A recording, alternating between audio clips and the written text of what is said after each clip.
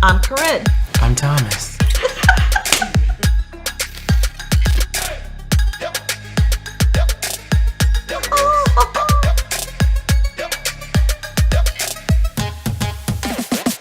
Good morning. It's Wednesday, December the 26th. Welcome to the Chill Spot. I'm Karren, and this is Drake. And we're going to talk to you today a little bit about Alzheimer's. And Drake, I understand this is one of your passions for a long time. Very true, yes. So if you would like to talk a little bit about it today and really let us know how you feel about your residents with Alzheimer's, if you would, please. For sure. Alzheimer's and dementia have always been a passion of mine since I really stepped foot into a nursing home the first time. I noticed right away that many caregivers across the nation are not properly trained to care for people with Alzheimer's and dementia. And as my experience grew in the healthcare field, it started to bother me more and more and more. So I personally found ways that I could invest in myself with Alzheimer's and dementia. Alzheimer's is the 6th leading cause of death in the United States. And I don't think people realize, not only as caregivers are we not educated on it, but there are 16.1 million people that are caring for people with Alzheimer's outside of a care facility. That's a in lot. their home, in their physical home. They might live with them. So Alzheimer's, it's a big thing. It's everywhere. The number right now, we have 5.7 million people in residential care with Alzheimer's. That's a rough estimate from the Alzheimer's Association. By 2050, there will be 14 million. That number is expected to more than double. Wow. Of people with Alzheimer's or any Alzheimer's related disease that will be in long-term care. So I just wanted to take some time to give some tips to the caregivers that tune into CNA TV and the Chill Spot specifically on how to care for someone with Alzheimer's. It's challenging, as you probably know from experience. It's not an easy task. It is tiring. It can be stressful. But the only thing that will make it worse is by doing it wrong. Mm-hmm. Alzheimer's patients process slower. So a good way that I explain it to people when I'm training is think of a lot of train tracks crossing each other. Cut off the end of the train tracks. When I tell you something, that's how your brain is interpreting it. The signal isn't going around and connecting. It's just kind of free spurting out. So when we are communicating with someone with Alzheimer's, the number one tip is if you have to repeat yourself, you need to do it the exact same way. Hi, Karren, I'm going to help you get dressed today. She doesn't get it. She questions it. It might take a little bit longer for her to process it. Hi, Karren, I'm going to help you get dressed today. And you want to repeat it the same way because their mind is still trying to process the first time you said it. So if you change your wording the second time, now you're giving their mind a second thing to try to process. So always give them time to answer. Number 2, don't argue or correct them. The reality of a patient or resident with Alzheimer's is not the same reality that we're in. So they may say something totally off the wall, and instantly out of reaction, we want to correct them. Don't do it. Get to their reality. If Karren is my resident in a memory care unit, and every day at 3 o'clock, she wants to wait for her daughter at the bus stop. Every day at 3 o'clock, I'm going to sit at the bus stop with Karren and wait for her daughter. The number 3, redirecting is okay. Reorientating to reality, no. Redirecting is fine. Karren wants to wait for her daughter. Well, Karren, actually, we haven't folded the clothes yet from the washer. Would be a way of redirecting her to keep her away from the door, because when a resident sits by a door, you are hiring the risk for them to elope. So redirection is okay, but you always want them to stay in their reality, so get there. Oh, Karren, actually, someone got your daughter from school today, is another way that you can help them stay where they are. And for the next thing, focus on the feelings of your resident with Alzheimer's and not the facts. Do they appear sad? Do they appear anxious? Do they appear upset? Because sometimes it's hard for them to put words on how they're feeling.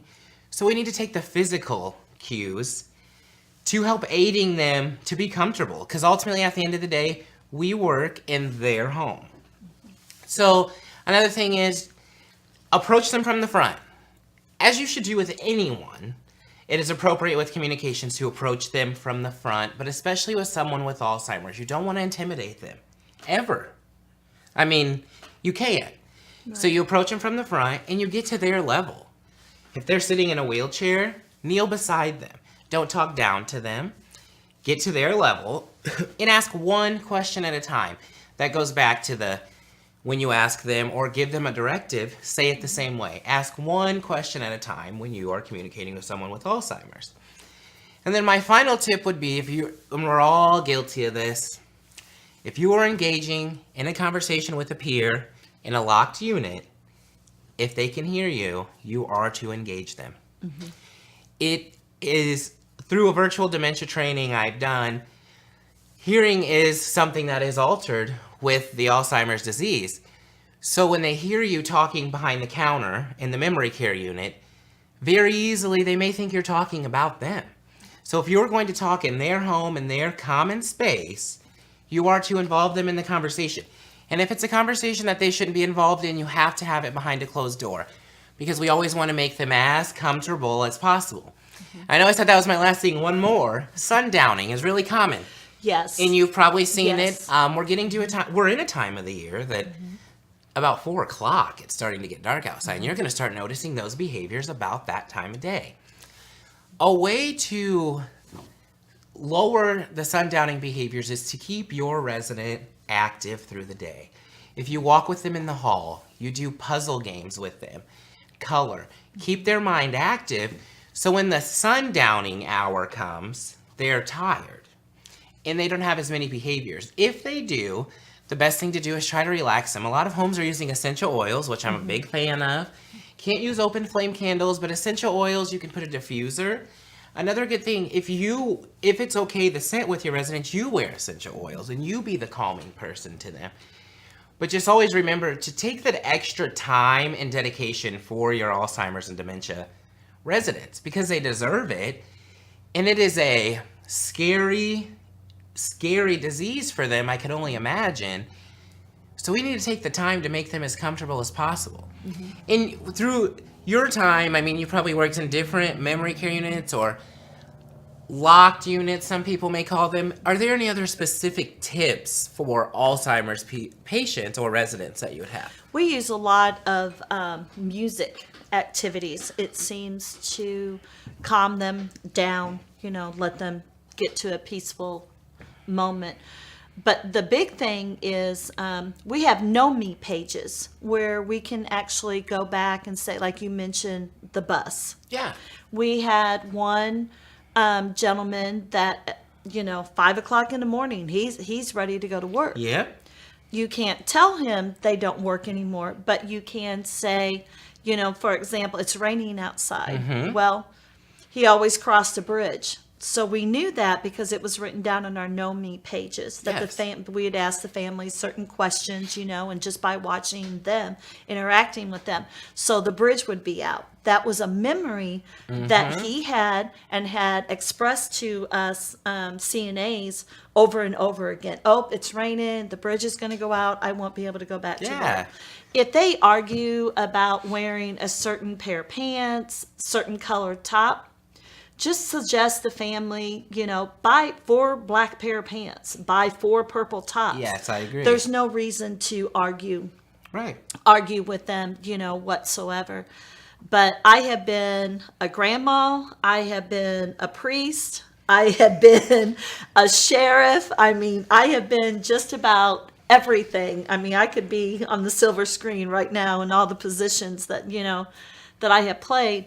But like you said, you cannot argue with them. If they think that you are someone, just go with them.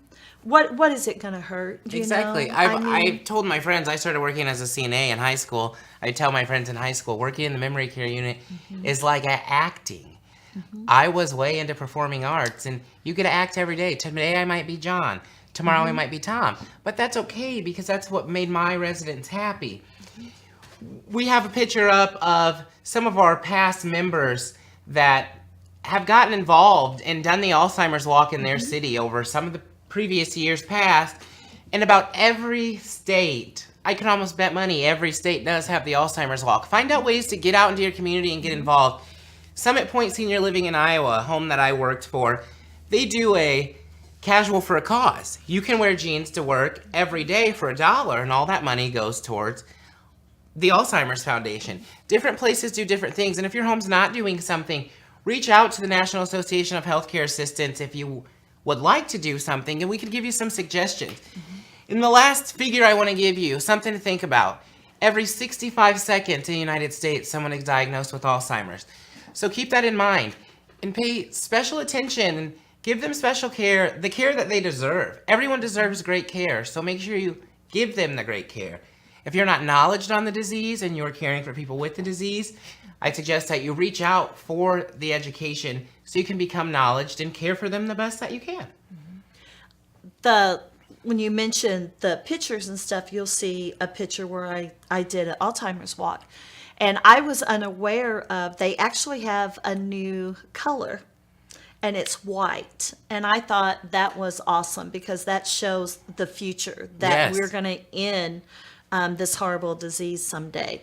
And the only way to do that is to get out there and, get involved in your community in these walks, get the education that Drake has. Even if you do not work on a dementia Alzheimer's unit, still go and get the research because you never know when they may come down with sundowners or a new resident could come into your facility. Yes, in all facilities, centers, I should say, do not have memory care units. And we will run into residents and general population that do have Alzheimer's or dementia, so it is not segregated just to a memory care unit. Yeah, even in a hospital setting, you may have someone come in that has that. So having the education will be a good tool to have, that could help you. I agree. I want you guys to do some self-investing and look into Alzheimer's and dementia if you're a caregiver. Share with us, what interesting facts did you find? What tools and techniques do you learn to have the most successful shift in a memory care unit? Karren and I will look forward to seeing you on Friday on the Chill Spot. And as always, remember until then that you matter.